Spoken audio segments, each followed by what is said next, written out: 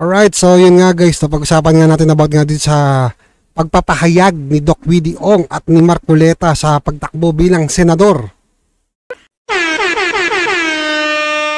So yun nga mga boss, napag-usapan nga natin about nga dito sa video na nilabas ni Marcoleta. So ito, panoorin muna natin. No? 12 na kayo. Ano ba talaga ang plano ni Congressman Marcoleta?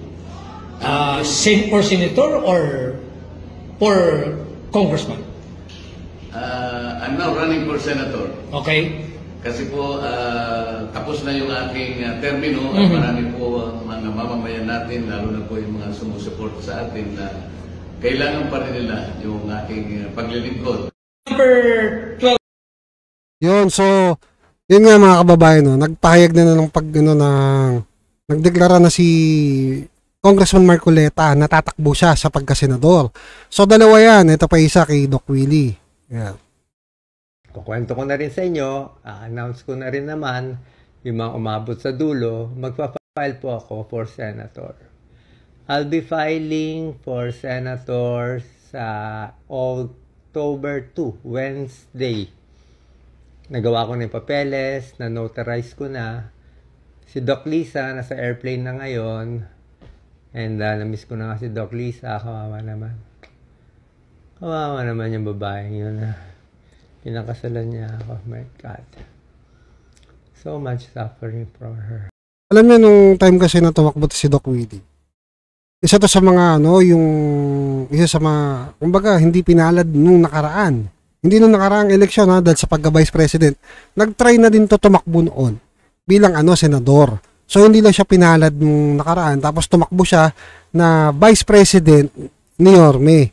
So, yun nga lang hindi nga lang di siya pinalad pa rin. Dahil alam mo natin na napakalakas ng ating vice presidente na si BP Inday. Ganun pa man, di ba?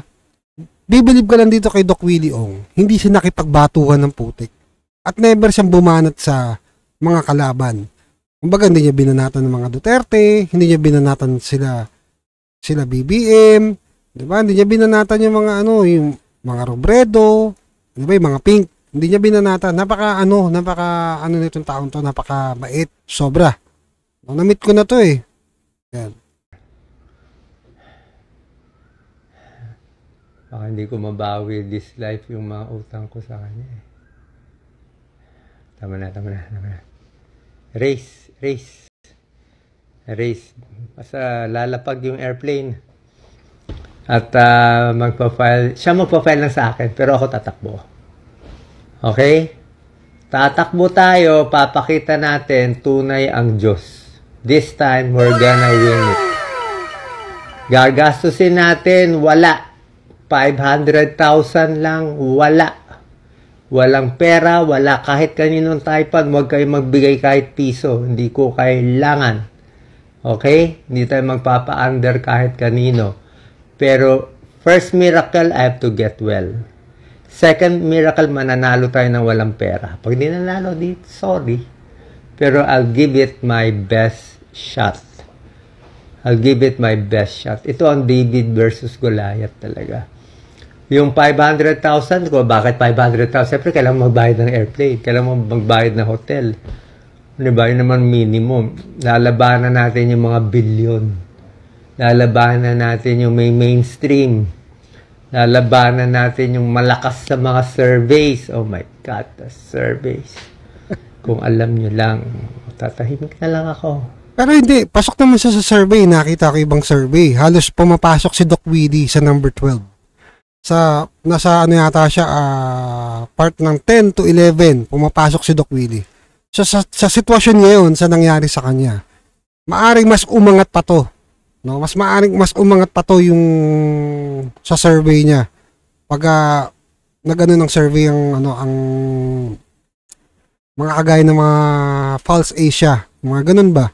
Pero minsan kasi mahirap paniwalaan yung mga survey. Pero tingin ko naman kakayanin ni Doc Willie manalo. No? Tuloy. Time nila, quiet. Huwag mo na sabihin. Alam ko na lahat ng pautot at kalokohan. My God. Doc Willie talaga. Quiet mo na. Relax. At the right time, At the right time. At Yes. the right time. They will know. They will know. Mahirap eh. Mahirap. Pero I'll do it the cleanest way. Hindi tayo connected kahit kanina. Hindi tayo admin. Hindi tayo Duterte. Hindi tayo opposition. Wala lang. Ako lang mag-isa. This is me. No one else. Me and God straight. If they help me, thank you. Pag hindi, thank you. Wala. Wala akong utang. Wala akong hinihingi. Gusto ko ba tumulong? Why not? Diba? Walang kapalit. Walang kapalit. Total, talo na naman ako eh. What have I got to lose? What have I got to lose? Sa mga hindi nakakaintindi, pagbigyan nyo na naman si Doc. Alam niya ito mission niya sa ano. Huwag naman kayo magmamarunong. Kayo pa mas marunong. Yung buhay nyo, hindi ko naman pinapakailaman eh. Kung anong paaral mo sa anak mo, okay naman sa akin eh. Feeling niya yun ang mission niya, tulungan kayo eh. Pagbigyan mo na. Gusto niya maging martyr eh. Pagbigyan na siya. Kukwento ko na rin sa inyo. Yun. Mulit lang. So yun nga mga kababayan. No? So dalawa na nag-declare ng pagtakbo sa pagka-senador na actually wala namang grupo si Marcoleta. Wala rin grupo si Doc Willie Ong. So bakit natin sinusuportahan to? Kasi alam nyo, mga kababayan, sila yung mga halos matitinong kandidato rin na tatakbo for this election, midterm. So kung matatandaan nyo, si Doc Willie, di ba, nung tumakbo nga siya nung vice president noon, sad to say, hindi pa talaga time para sa kanya. No? Nung para umupo bilang, di ba, politiko or public servant. Pero sa pagdating ng panahon na to, siguro naman sa 2025, papalarin na siya. Di ba, natandaan ko pa noon, ang dami niyang plano ni Doc Willie noon. Gusto niya magpatayo ng mga ng mga hospital, 'di ba? Yung mga kumbaga yung mga tawag nito cancer center no sa buong Pilipinas. So magandang plano ni Doc Willie noon. Tapos bukod nga diyan, siyempre kung papalarin ng isang Doc Willie Ong na manalo sa pagka-senador, matututukan niya yung lalo-lalo na sa sa kalusugan, 'di ba? Yung mga batas. Diba? Matatandaan na niyo yung PhilHealth nga eh. 'Di ba? Kinukuha na nila.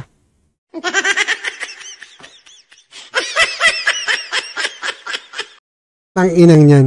Yung PhilHealth kinukuha gagawin 'di ba? Eh 'di ba galing sa kumbaga galing sa kalusugan tapos ilalagay mo sa infra.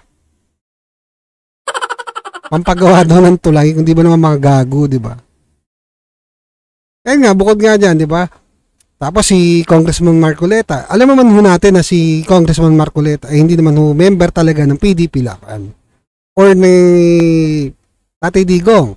Pero, sumusuporta siya sa mga naging proyekto ni Tatay Digong at hanggang ngayon, nakasuporta pa rin siya. Lalo-lalo na kay BP Inday. So matatandaan natin si Marcoleta yung mga ilang bumabalangkas ngayon nung 'di ba nung inaano si BP Inday na kesyo pag sila magtatanong pwede. Pag siya magtatanong bawal. 'Di ba? Sa kung matatandaan ninyo kasi mas maganda to si Marcoleta na maging senador. Baka matuloy niya pa yung yung pag-question dun sa 'di ba sa mga tawag nito sa electricity. Yung mga overcharge na kung ano na pinagsisingil sa atin. Baka doon masakali mabalangkas. 'Di ba? So yun lang naman So balik tayo dun kay Doc Willie Kasi may mga nagtatanong, paano yan si Doc Willie pag nanalo? 'Di ba? Nanalo nga naman senador. Nanalo senador si Doc Willie Ong. Tapos sa samang palad, 'di ba? Hindi niya natapos yung kanyang termino. Wag na. Pero I think gagaling naman si Doc Willie Ong. Ang committee ho ng Senado magbobotohan 'yan para maghalal ng panibago para do sa upuan na 'yon. Ganun ho yung mangyayari, no? So kung mangyayari naman 'yan during this election na hindi pa nananalo si Doc Willie, wala pa eleksyon, kumbaga, wala pa eleksyon. Nangyari. Naman. Diba? Knock on the wood. Si Doc Willie, medyo hindi umabot do sa ano, 'di ba? Pwedeng humalili sa kanya yung kanyang asawa. So yun lang mga kababayan, no? Sana suportahan natin si Marcoleta. Bukod sa 3 PDP laban, sana suportahan nun natin si Marcoleta tsaka si Doc Willie Ong. Yan. O, so may 5 na tayo. 5 na kagad na, diba, na pwede nating, ano, no? Ano sa balota. So, napakaganda kasi yung 5 na yun yung 5 magagandang pwede nating asahan na makapagbabago. Diba? Kasi, titignan nyo lahat, halos lahat, nando sa ano sa kabila eh.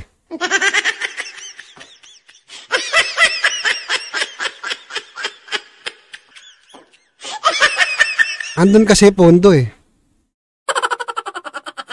Alright, so yun, binigyan naman natin ng reaction to tong kay Doc Willie Ong at kay Congressman Marcoleta. At syempre, supportahan din nun natin yung 3 PDP laban na si Senator Bato, si Kuya Ipe, at si Senator Kuya Bongo. Alright.